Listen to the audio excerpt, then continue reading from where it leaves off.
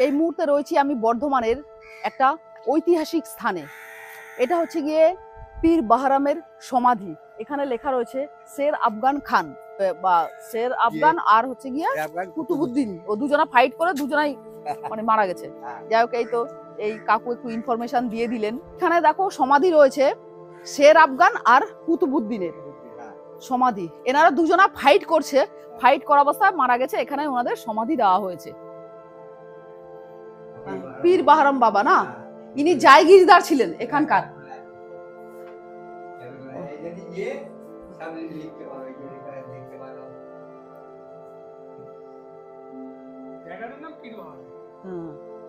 গেটে লেখা ছিল এখানে টম অফ শের আফগান খান।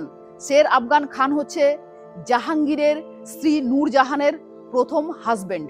তো ওনারই সমাধি রয়েছে এখানে।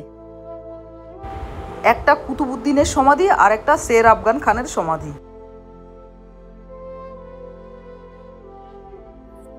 আর এই যে জায়গাটা দেখা আছে এটা হচ্ছে গিয়ে পীর বাহারামের সমাধি। পীর বাহারাম এখানে একসময় রাজত্ব করতেন। আর এখানে আশেপাশে যে সমাধিগুলি রয়েছে এখানকার বিশিষ্ট জনেদেরই আর কি সমাধি তৎকালীন সময়ে। তো আমরা শের আফগান আর কুতুবুদ্দিনের সমাধি দেখলাম। এটা অ্যাকচুয়ালি একটা সমাধি ক্ষেত্র, মুসলিমদের মানে মুঘল সময়ের একটা সমাধি ক্ষেত্র। চারিদিকে দেখতেই পাচ্ছ তোমরা প্রচুর সমাধি রয়েছে।